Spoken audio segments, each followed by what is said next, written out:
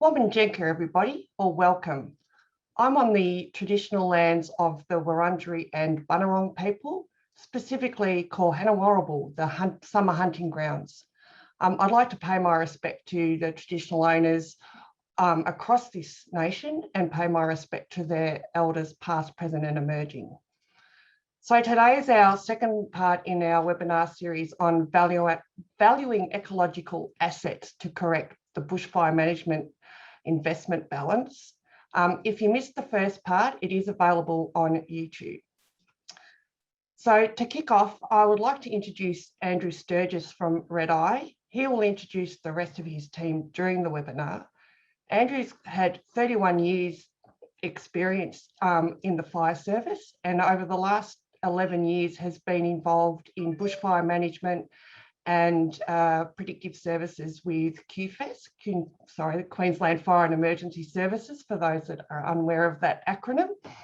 And then he joined RedEye just under a year ago. So with no further ado, I will hand over to Andrew. Thanks very much, Andrew. And thank you, Deb. Good afternoon, everybody. So today, in a minute, I'll get to introductions. A couple of things I want to tick off first, and one is to thank AFAC and the Centre of Excellence for Prescribed Burning for the opportunity to present. And I want to talk about this image. So amazing image here from the 2018 late November bushfires in Queensland with the sea breeze undercutting the strong westerly. We had over 1 million hectares burning for a couple of weeks there, late February and early December. The point of it is that climate has changed. So in this particular week, the record FFDI we'd ever seen at Rockhampton, Automatic Weather Station, was in the 70s. On Sunday, November the 25th, we smashed that record. The FFDI was in the 90s, and Ben and I were in the State Operations Centre that day, and we thought we'd had quite the day, but little did we know on Wednesday the 28th, that record was going to be blown away, and we had an FFDI of 132. We'd never seen catastrophic fire danger before in Queensland, and we didn't just see it. We saw 132, and not for a few minutes, but for hours. So that is the background to any discussion on fire, is that the climate has changed and will continue to change. We'll look at the current state. We'll look at RedEye from the CEO's perspective and from a solutions perspective, and then hopefully we've got lots of questions from your good selves. The other thing I want to touch on before we do get to introductions, and that is to acknowledge the traditional owners of the land. And for us, that's the Turrbal and Yagara peoples. And I acknowledge their ancient wisdom that enabled them to manage fire for millennia in a way that was in harmony with nature. And these words that you see on the screen in that image are from Bill Gamage's book, The Biggest Estate on Earth. That was a book that Mark Finney referred to in the first webinar in this series. So Andrew Sturgis, formerly 30 plus years in QFES, and they're built and led the predictive services unit and made many, many great connections. I'd love to spend the whole webinar thanking all the people that helped me to get to where we did there at QFES, but just some of the organisations of the Bureau of Meteorology, CSIRO, CFA, New South Wales RFS, DELP in Victoria, AFAC, and in particular the members of the Predictive Services Group and the Bushfire Natural Hazard CRCs, and the many, many researchers and universities that they introduced me to. So my time at QFES came to an end, and I thought maybe that was the end of me following my passion and my dream of making a difference with bushfire management. But I'm incredibly grateful to this new opportunity I have to work at RedEye with Ben and with Wayne. And with that, I'll hand over to Wayne. Thanks very much, Andrew, and g'day everyone. It's incredibly nice to be here with you, and I also want to pay my respects to the elders and on the lands on which we stand, and acknowledge their contribution to the management of this amazing environment over the millennia that Andrew has spoken to. We're excited to be able to speak with you today and to really have a conversation about the importance of our natural assets for as long as the Industrial Revolution has been happening organisations have constantly improved the way they've managed their built assets and the built environment. They've optimised it, they've standardised it, and they've created world's best practice around asset management. We see a genuine opportunity to be equally as progressive and thoughtful with the way that natural assets are managed. And we're excited to share some of our thinking today with you, and hope that this triggers an ongoing conversation nationwide. And with that, I'll hand over to Ben. Thanks, Wayne, and thanks, Andrew. I guess to give you some idea about me and where some of that thinking has come from, my background is actually in operations research and statistics, in which I hold a master's degree, and that's predominantly a sort of a mathematical-based decision-making discipline. And I spent over a decade at the Boeing Company doing simulation-based analysis in the aerospace and defence sector, and then left there to build models of complex systems under uncertainty in a range of different domains after 2010, and became a rural firefighter in 2012. And that, I had no idea, would lead me down this path. And unlike Andrew, with a very long history in fire, mine is somewhat more recent, sort of only coming up on a decade. But it struck me that a lot of what is required in the space is as much a decision science problem as it is a fire behaviour and fire science problem. And hopefully you'll get a flavour for our philosophy on that here. I became a fire behaviour analyst certified nationally in 2017. And as Andrew said, we've had some pretty exciting days at various ICCs and state operations centres since then. And I was the one responsible for the SABRE capability at QFES. So that's a little bit about me, and I look forward to talking to you later in the session. Thanks, Ben. Thanks, Wayne. So just to refresh and to talk about current state, I called it in the overview slide. This is a slide that I've copied from our first session in this two-part webinar. This is clearly Mark Finney talking about the Dixie Fire, which is the largest fire in California's history, continues to burn today. It's around 400,000 hectares. So the point I'm going to make here about the current state is that we know, and this is the point that Mark stressed, we know prescribed burning makes a difference to fire spread. That's what this slide is telling us. So over this huge fire burning for months, this fire started in July and it's still burning well into October. Not thinning, not harvesting, prescribed burning made a difference. Closer to home, September the 6th, 2019, in the Black Summer. Again, Ben and I were working in state operations and predicting this fire. And it was one of the fires that the B&H CRC research team looked at. And the point here is that it was extreme conditions, incredibly dry, and the researchers described it as devastating fire conditions. So there's a lot of talk about prescribed burning not making a difference under these conditions. So this fire was at Stanthorpe, southwest of Brisbane, kind of due west of Byron, and just over the border there, north of Tenterfield, about 800 metres elevation. There was called it an HRB, but there was some cultural burning going on at the same time, and that burning was undertaken by Queensland Parks, so as much ecological as hazard reduction burning. And there was a ripping northwesterly, you know, a classic Victorian or New South Wales setup, really unusual here. But the northwesterly in the passage at the front came through about 9 o'clock that night, swung around to the southwest, and down the bottom of the image, you can see the township of Stanthorpe, and then in the top right of the image, on northeast corner, the township of Applethorpe. Both came under serious threat that evening. That's the satellite image the next day, September the 7th, and you can see just what a difference there that prescribed burn made under extreme conditions. In the simulator, it looks like this. So that's without the HRB, and you can see that fire really took off on the wind change. No surprise there, that's what we expect it to do. And simulating it again with the HRB in place, you can see what a difference that made. Protected around 300 hectares, and a really important 300 hectares. That little bed there's a winery, a tourist attraction spot, pops up on Google Maps. It protected multiple homes, that HRB, under extreme conditions. So that's where we are, that's what we know. I'll refer to the Royal Commission a number of times because I think it's a great collation of the knowledge and where we're at, and you'd be well aware of what the catalyst was for the Royal Commission. The point here that Wayne talked about is that natural assets. Almost 3 billion animals were killed or displaced. And I'll talk about how important that is in the Australian context.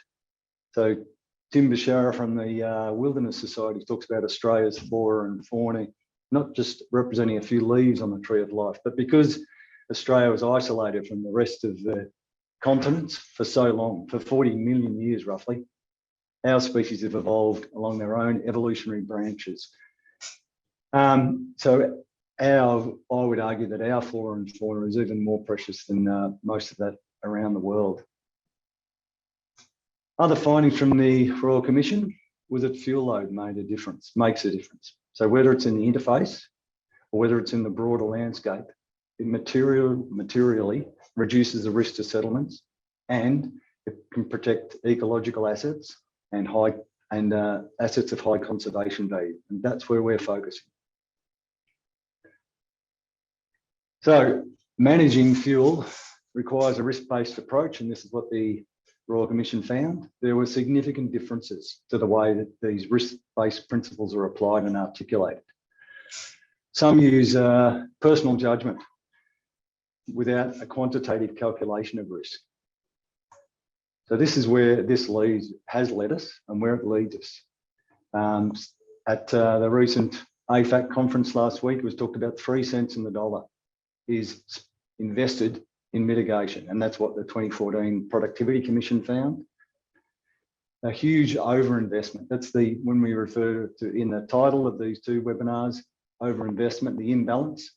It's very much in response, and all the time we see these aircraft in the media, and I understand why that happens.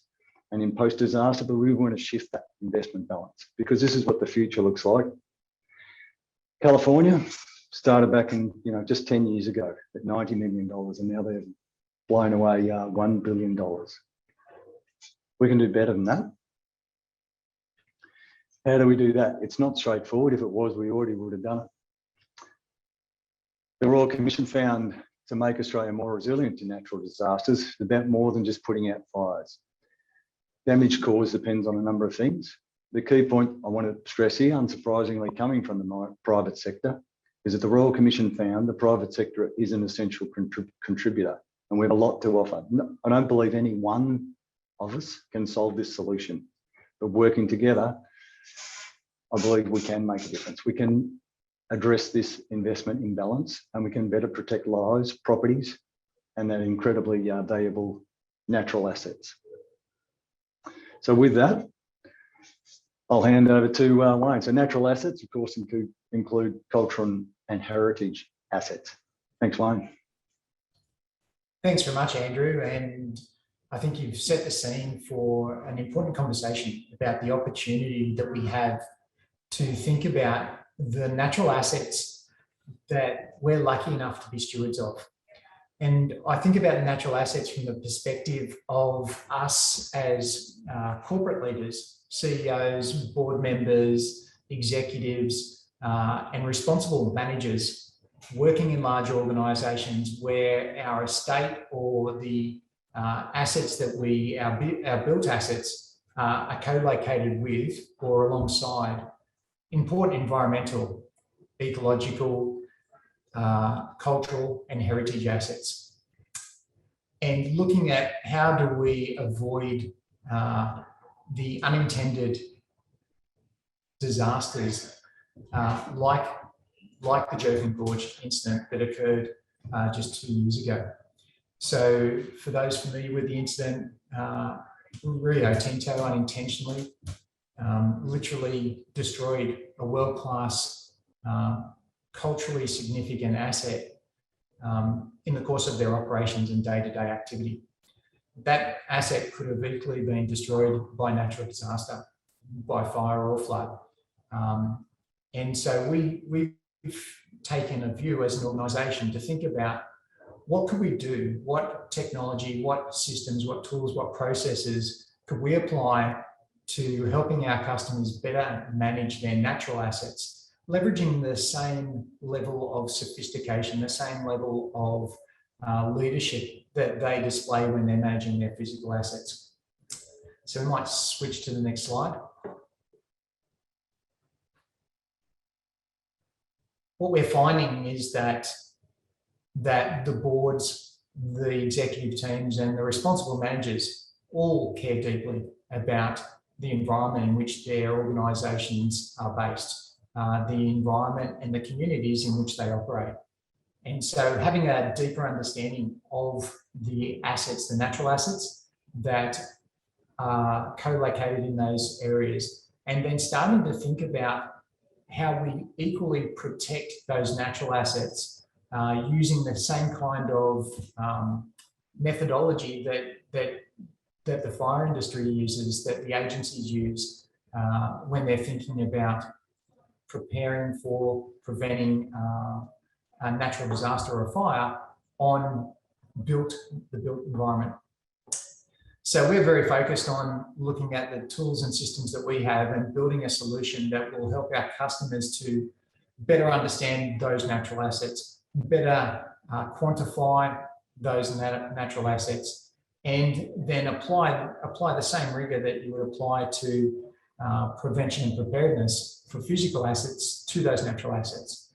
That really provides an opportunity for us as stewards of the environment to take a mature, complete and holistic view of how we can work together with fire agencies, with the traditional owners and with the community to demonstrate our stewardship of the environment in which our organisations operate.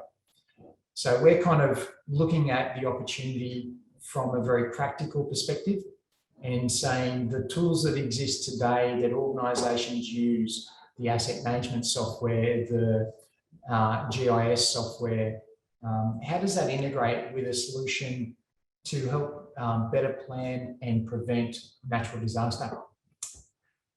We might switch to the next slide. To give you some background on why we're thinking about this important topic, RedEye, I founded RedEye in 2012 because I wanted to make the information that represented our customers' complex, large built assets more available, more usable and more valuable. We went about building a world-class cloud and mobile-based set of solutions that make sure that our customers have in the palm of their hand information necessary to effectively operate and maximise the performance of their built assets. What does that really mean? It means that all of the data that represents their built assets, the engineering documentation, the operations and maintenance manuals, photos, media, condition assessments, all of those things can be collated and put into the cloud, version controlled, and then presented to staff and contractors, presented to all stakeholders that need access to it in a way that makes sense for that stakeholder, so that that stakeholder can then go about their role in the most effective way.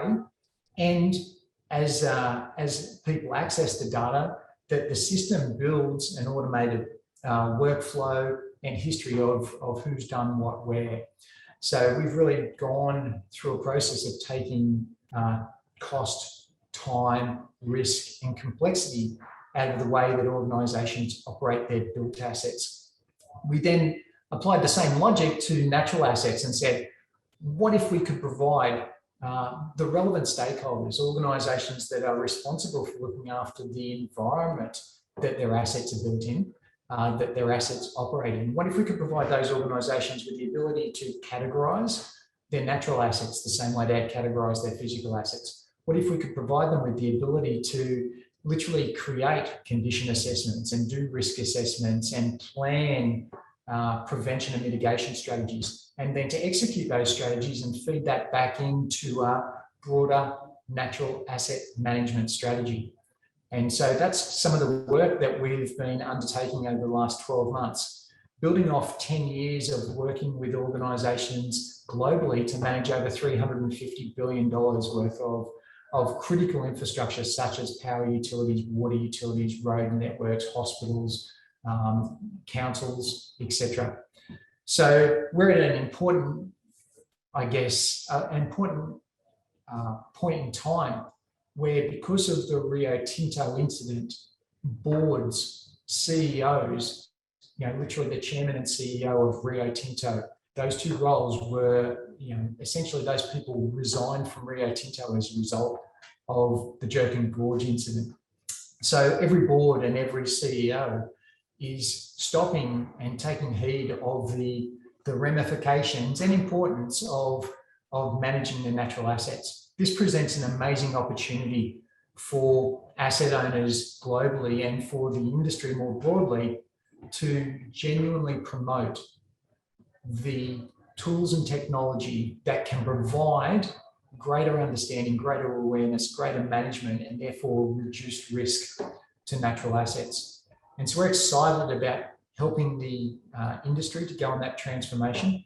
We see there's a general opportunity from an environment, a sustainability, and a governance perspective to not only talk about managing natural assets, but to easily and cost effectively implement solutions and practices that align with an organisation's broader responsibilities and tie into the way they already operate for their physical assets. We see this as an awesome opportunity for organisations, for example, in parks and wildlife, where they've for a long time cared deeply about their assets and have maybe not always had the best tools or technology available to them to do the day-to-day activity in the field. And we think that by heightening everyone's awareness, we can make tools that are currently deployed with large complex asset owners more readily available to every organisation and every person that wants to categorise and manage their natural assets in a similar way. So I'd like to recognise the work that Powerlink's been doing in this area. They're a great example of thinking about and planning the way that they work with their natural assets when they're thinking about and planning the way that they work with their physical assets. We've currently just completed a body of work for them where we've helped to better understand and quantify the risk, the bushfire risk for them. And that's led to improved decision making and also allowed us to use them as a bit of a case study for what could be seen as a best practice approach to using the same tools, the same processes that they use for physical or built asset management in the natural domain. So with that, I'd like to hand over to Ben to talk a little bit more about what we're doing from a bushfire risk management perspective, the solutions we're bringing to market and how they tie into both managing the natural environment and also helping our customers to better prepare for and prevent the risk of bushfire on their built assets. Thanks, Ben. Thanks, Wayne and Andrew.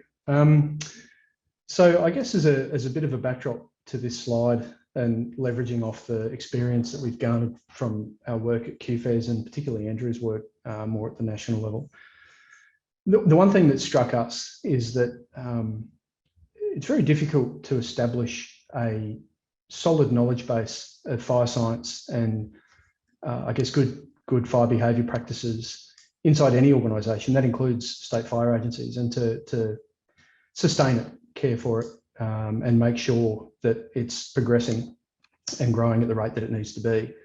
Because without that, you don't have that foundation. You don't have the ability to create the decision tools that are needed by not just the agencies, but I guess the larger land managers and owners in orbit around those agencies in terms of fire management. So it's quite difficult to do that. And when it is done, it tends to be, state-based and siloed to a degree and difficult to manage. So part of the philosophy of what we're trying to do here is we can see pretty clearly from the other side of the fence that having I guess a stable fire science technology and asset-focused capability that sort of sits independently of the traditional state-based agencies or combat agencies would be a very useful thing. It brings certain advantages as well. So the agility, etc., that you get in the commercial space, the drive to always be adding value, otherwise you don't stay in business for very long. all of these things tend to sharpen the focus of what you create and how you use it. So I guess as a result of what Andrew and I witnessed and lived for quite some time is, generally speaking, there's this lack of configurable high resolution decision support tools in the fire management space that are consistently available, transparent, etc., for all of the larger owners of the bushfire threat. I'm talking, parks agencies, defence, large land managers, so power companies, people with assets that are exposed in these large areas of bushfire fuel. And so without that, they aren't able to make consistent and coordinated choices about how they can maximise the value of their fire management to both, their asset risk and also public safety. So what I've tried to do in the next few slides is try to answer the question, I guess, that the webinar is sort of talking about. How do we turn this ship around from a response focus to a more prevention and preparedness focus?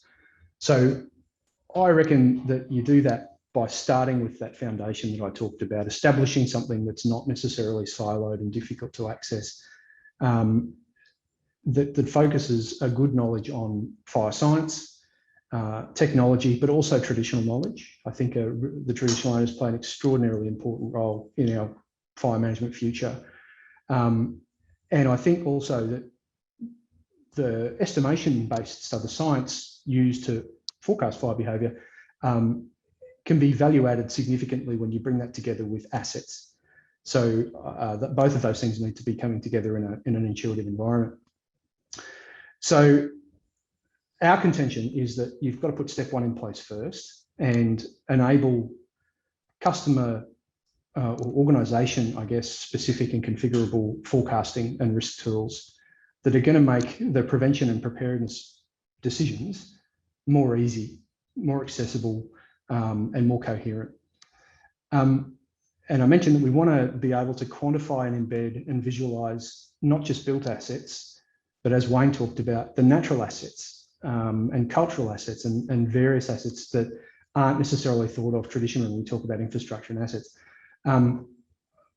When you do that and you bring that together with forecast fire conditions, you go to the next level, I think, in preparedness in particular.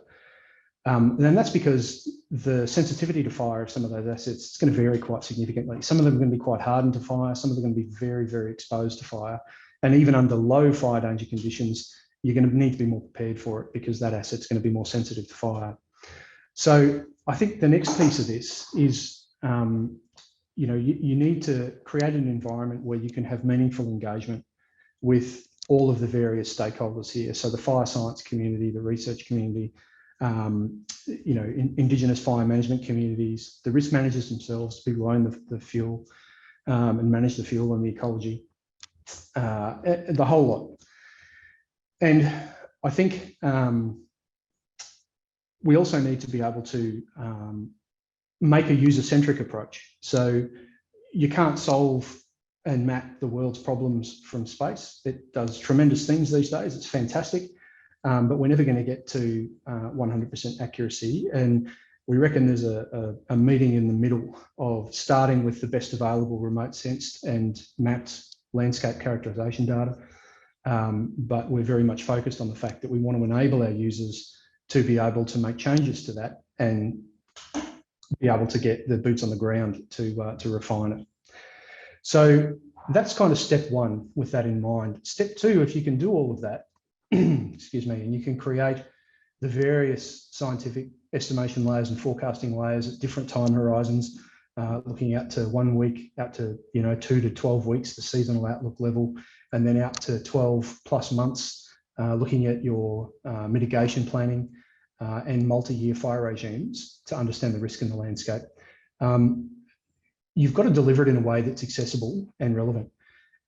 So RedEye, being a software as a service company, is already good at that in the engineering drawing management space. We're leveraging that skill set and pedigree into tools that are going to be suitable for bushfire management. And like I said, importantly, you want to enable organisations to configure their own versions of all of this stuff, and to do it and present it in a way and via a user experience that is going to not alienate people who don't necessarily. What I've found over the years is, the closer you get to the drip torch, the further away you get from journals. So, the person who's on the end of a drip torch conducting a prescribed burn won't necessarily be able to tell you what fire line intensity is and how it's calculated. And so to not alienate people with the science, there's got to be a good user experience there that lets people easily interact with the user interface to determine what fire line intensity is and what it means and what they should do as a result of that, without having to feel silly, because that's not what this is about. This is about democratizing the fire science in a way that's accessible and relevant. So if you can do all of that, I think the final piece of this, and it's been touched on so far, is that collaboration is incredibly important. So right now, I mentioned the silos before. That's not just the state fire agency level, that's everywhere, frankly, and organisations focus on them. And so whilst there is good policy attempts in place to coordinate area fire management groups and to try to create some coordination, they tend to be periodic. So, every 3, 4, 5 months, people will get together as a group. The materials they're using to base risk planning on isn't necessarily consistent between organisations. There's always contention as to how they were produced, how up to date they are, et cetera, et cetera. So I reckon step 3 is, if you can field steps 1 and 2 and have the foundation, you've got a really good, transparent, coherent set of tools to look at where the risk is at different time horizons across the future, and to understand it and to be able to action it.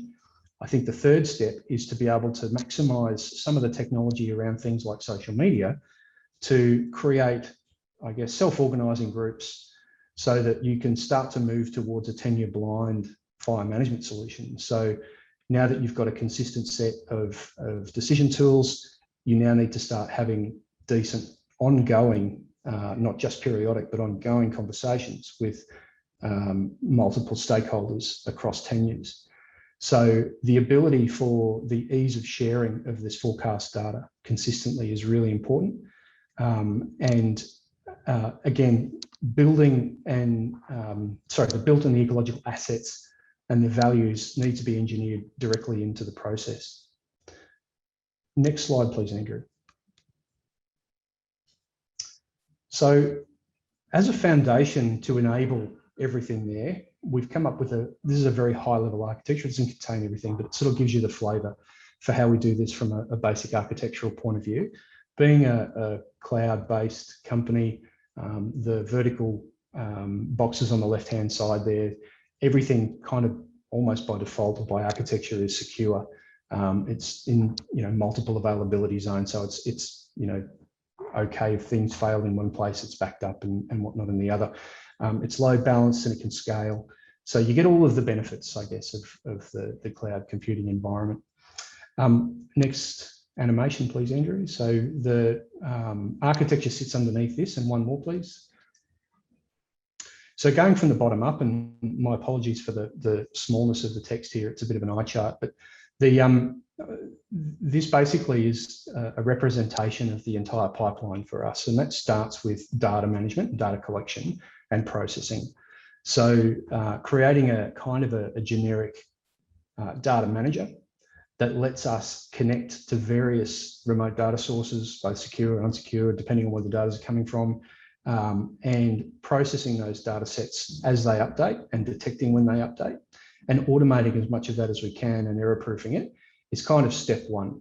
So we want to remove the human overhead in this preparation of fuel maps, fire history layers, disruption layers, all of the core landscape characterization data that you need for effective bushfire prediction. Next animation, please, Andrew.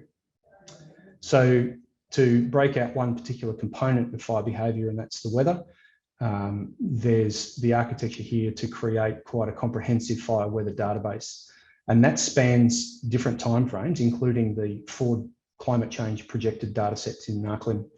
So we've got historical weather station data from across Australia going back at least 3 or 4 decades. We've got the ERA 5 and the Bureau of Meteorology's BARA reconstructed observations to give us, I guess, gridded landscape scale weather from history.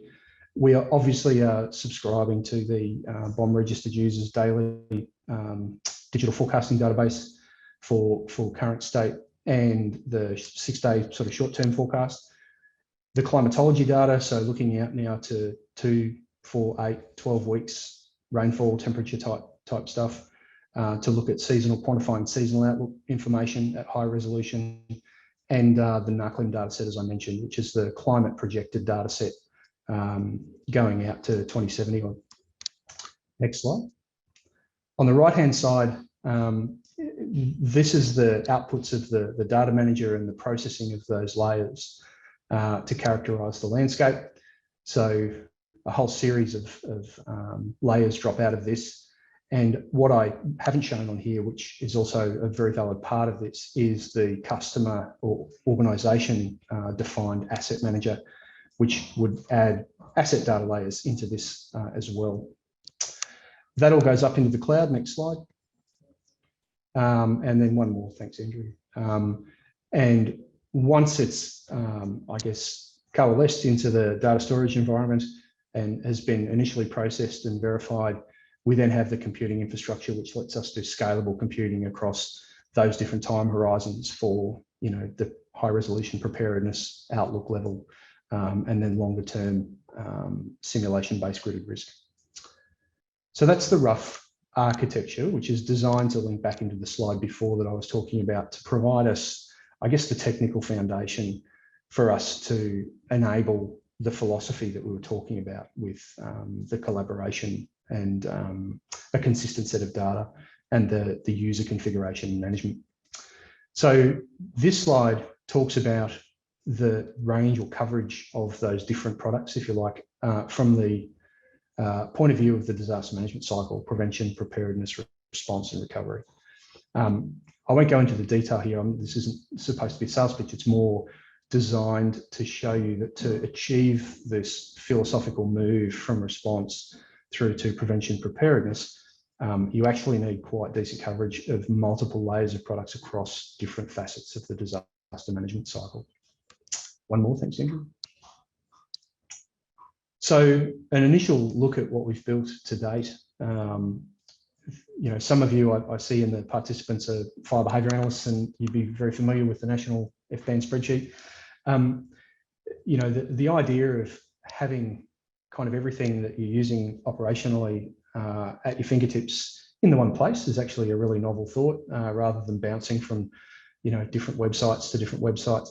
So it's important to us that the firesite environment for us has got everything in the one place, and everything is fully traceable, and the update times and everything is very visible. The UI will be very interactive. So once again, you know, down in the bottom of the screen there, you'd normally be familiar with a meteogram, which gives you a time series view of the weather.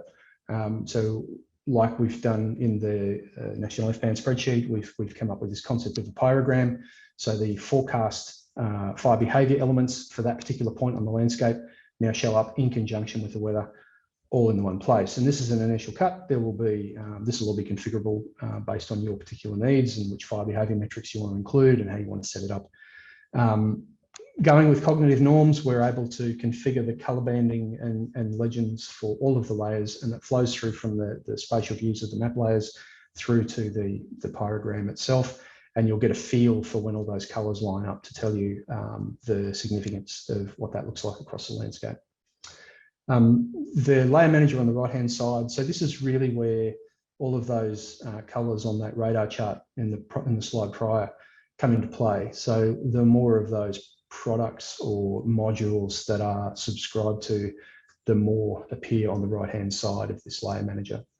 And the layer manager really is the kind of the heart of how this works. And down the very bottom, there'll be an asset layer manager, which allows users to connect to their own asset streams, or be able to upload their own shape files and create hierarchies and define natural and built assets in this environment as well. I think that'll do for this one, Andrew. We'll move on to the next one. So that's I guess a quick view of where we're at right now. So to wrap this up, we're really trying to answer this question about how do we turn this investment ship around? And I reckon, from my point of view and our philosophy here, is that we need to be able to enable the risk owners, so those agencies that are organisations that are in orbit around the state fire agencies, the people who own the problem, the parks, the defences, the dam managers, and watershed managers, and etc. To access a consistently produced, evidence-based and traceable set of decision tools. And that needs to be done in a way where we're just not only leveraging fire science, but using the best available technology and simulation technology that's out there as well, an ability to bring in traditional knowledge. So creating layers, for example, that would show suitability for fire in the landscape, that would conform to intensities, flame heights and other things and times of year in particular, that would suit traditional burning practices in that particular area and fuel type at that time of year. And to enable organisations to configure this themselves fairly easily and set it up such that it's suitable for them and they can start to bring in their own user and local knowledge. To do that, we want to leverage the agility and technical expertise of the private sector. Having tried to do parts of this in government, I can tell you it's extremely difficult, even in a very well-intended and very well-resourced state government department. It's not simple.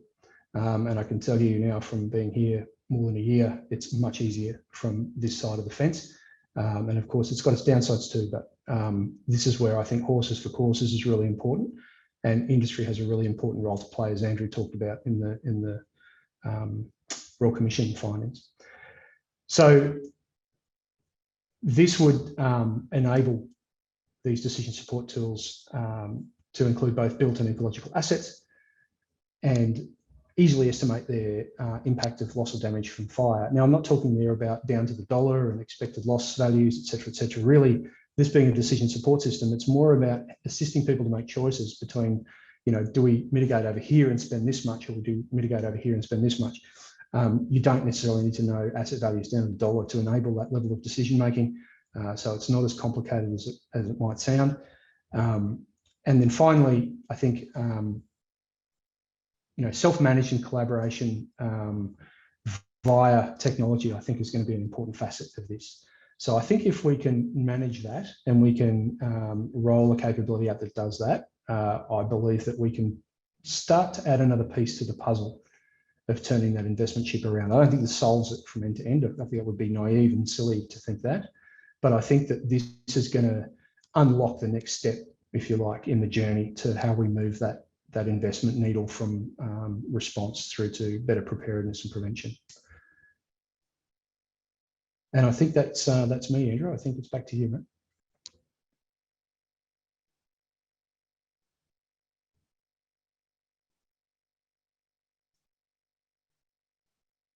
And unmute. There we go. Thanks, Ben. Let me just click once more. Okay. There's only one thing that came to mind with what you said there, Ben, about caring for and F-bands. The word that comes to mind for me is nurturing that capability. It's not easy, F-bands generally tend to be pretty capable people, problem solvers, and they get dragged off into lots of other areas. And to nurturing that capability is quite the challenge across the board. And coming back to that, there's a place for the private sector to help support those F-bands, staying across the latest science and providing them with the latest tools. But right across, Wayne talked about CEOs and that environment, social and governance perspective. These people need the best available tools and decision support systems that they can possibly be provided. And I want to make it clear, it's not that RedEye is going to solve all these problems. I'm absolutely of the mind that it's about collaboration. That's how we're going to turn this ship around. And maybe I'll go to you, Deb, for questions to manage that. Thanks. Oh, thanks, Andrew, Ben and Wayne. That was really interesting, and so many questions in my mind and lots of comments coming through on the Q&A there. Just a reminder that if you want to post a question, it goes in the Q&A box. If you want to tell Wayne, Andrew and Ben how great their presentation was, you put that in the chat box. I guess I had one question, and you've been talking sort of about shifting the balance back to mitigation rather than response. But a lot of the conversation is around risk reduction to, let's say, assets, meaning sort of, infrastructure and people and houses. How do you think if we're shifting the balance back to the mitigation and risk reduction, how do we really ensure that ecological values are embedded into that conversation? Yep. One of the statements I made is if it was easy, would have been done already. What we are doing is having conversations with our clients, customers, stakeholders. We need to be able to put a value on those assets to bring them into the conversation, non-tangible, non-market values. And the BNHCRC did some great work around this. And I think that's a great opportunity for us all to leverage the work that they did, the non-market values. They need to be included in the conversation. So, and it's not straightforward, but that's okay. We don't need to know down to the decimal cent, down to the second decimal point. We need to know roughly the value of this tree. If it's taken, Mark Finney said to me in one of our conversations, how long does it take to replace a 500-year-old tree?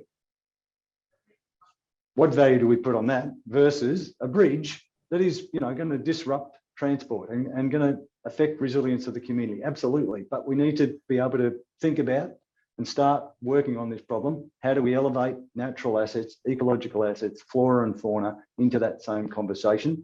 And we don't propose that we contend that we have all the answers, but working with our people who do own these assets and are responsible for managing them, we can come up with workable solutions that over time, through the iterative process, will improve and improve. But start by putting a value on non-market values, is my answer to that. Yeah, and Andrew, I might jump in there, and I think it's important for us as a technology company to, firstly, it's not our right to define value. I think that there are a whole bunch of stakeholders that have an important role to play in defining value. So it's our responsibility to provide a tool with a framework and then to source best practice methodologies or calculations or formulas that are generally acceptable for defining different aspects of value, and then to present those formulas in a way where people can choose to use them or not. And so very much we're about building a solution that gives that level of decision making, that level of control back to the stakeholders. And I think that's really important to understand. We're not here to prescribe value or prescribe an approach. We're here to make it easy for users to make their own decisions. So thanks, Wayne.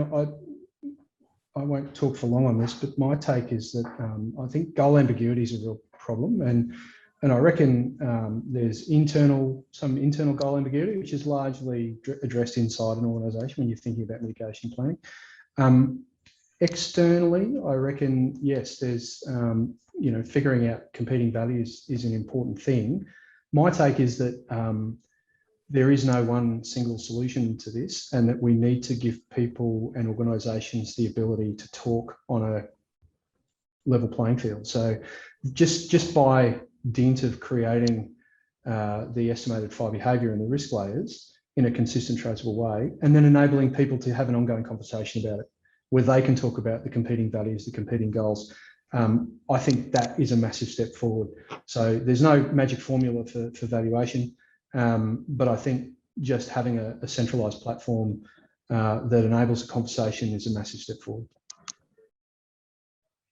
Yeah, so a consistent way of, I guess even consistency of valuing a tree is going to differ between, you know, whether it's in someone's backyard or whether it is one of those 500-year-old trees. I'm just going to throw to a question from the audience from John, and it kind of intertwines with a question I had. And I was going to say, what would you want listeners to do as the one takeaway from listening today? And John's sort of saying, what can they do at a smaller scale at the local volunteer level to embrace the technical advances?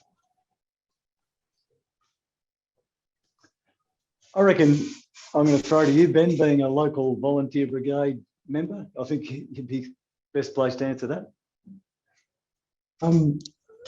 Yeah, great question. and I don't know that I've got a single answer from a like a RedEye perspective on what I think you should do. I think the best thing that we can do as volunteers is, in my experience, volunteers do this sort of natively anyway, is to keep an eye across what's going on and do what's right for your own local brigade. I think there's also some better integration that can be done with local resources and the training environment in QFES and other probably state brigades. I don't know about other state rural fire services, but yeah, I'd probably leave it at that. I don't know that I've got much wisdom there for you. I'll add something there, and that is that we genuinely want to partner with the local brigades. And if there's an opportunity and if people are interested and want to have input into how a tool like we're developing could be used by them, then we encourage you to connect with Ben and Andrew. Because as we iterate on the development of the platform, we want to build functionality that makes it, you know, really usable and valuable to you. So please reach out. That speaks to one of the comments about whether you had community input into some of those values that in those tools. And it does point to the fact that I often feel like, you know, we had our AFAC conference last week and there was so much great information in there, but, you know, there was only 2,000 people that attended. Well, not only, but, you know, how do those 2,000 people take that information back and feed it down through not only the management structure within their organisation, but back down onto the volunteers and connect that person on the end of the drip torch back to the science that's emerging, and not just science, but technology. Since the Royal Commission in the 1925s, AFAC's been bombarded with people who have got innovative solutions to our problems, and sometimes they have innovative problems to our solutions. But, you know, so I'm just scrolling through the questions here. I'm not sure that I've... I'll say one part while you scroll, Deb, on that question at the local brigade. Is it change can't come just from the top down? You know, it needs to start from the grassroots, and we know we need to engage with people on the ground, grassroots people, communities, to guide what we're building here and to make it relevant, usable, easy, all that, you know, valuable to you. We have to engage with you, so it's in our interest. So there's some links that have been included in the presentation. We'd encourage you to reach out. It's not about you signing a check, it's about us collaborating to solve the problem. And that change has got to come from the ground up, from the grassroots, as well as from top down. So I think you're an integral part of the solution. Yep. Linda's made a point about standardising data collection, including about values, and facilitating data sharing. I think that's a really valid point. And I know we're doing a lot of work in AFAC with some agencies around how we might gather data and share it on a national platform, because at the moment it's siloed in jurisdictional databases, and I guess I'm not sure that I should say this, it's a personal opinion, but, you know, those agencies are government agencies, and therefore it should be publicly available data if the taxpayer's paying for it that way round. So do you guys got any thoughts on that? Yes, yes, I agree, Deb. I wouldn't say that either. Yeah, look, we're here, you know, for the public good. That's that was what we were dedicated to in QFES, and nothing's changed, you know, as far as our purpose and passion. So absolutely, I agree with that. But that's sometimes idyllic, and that's not a bad thing to be idyllic. Let's share it. But just to go into collecting data, so the platform RedEye is built around managing data. That's what Wayne's talking about. That's how the RedEye, have succeeded as a company, making data shareable, making it easy to collect, ecological scorecards built into the system, included and shared, you know, so adjoining landholders are tenure blind, you know, cliche bend through in there. That's all part of the technology and the solution that already exists within RedEye that we're adapting to bushfire. So we're definitely on board with that. Look, we're running out of time, so if Ben, Wayne or Andrew have any final comments to make. I just want to say thanks, Deb, and thanks everyone for attending. It's always good to have these sorts of forums, and thanks very much for having us. No, it's been our pleasure to have you. I'd just like to, I did mention at the first webinar that we have a third webinar lined up from Charles Darwin University, and that's measuring environmental losses from natural disasters. We still haven't quite landed on a date, so just keep an eye on your inboxes for when that will happen. And so without further ado, I'd like to thank Ben, Andrew and Wayne for their time today. Thanks, Deb. Thanks, everyone.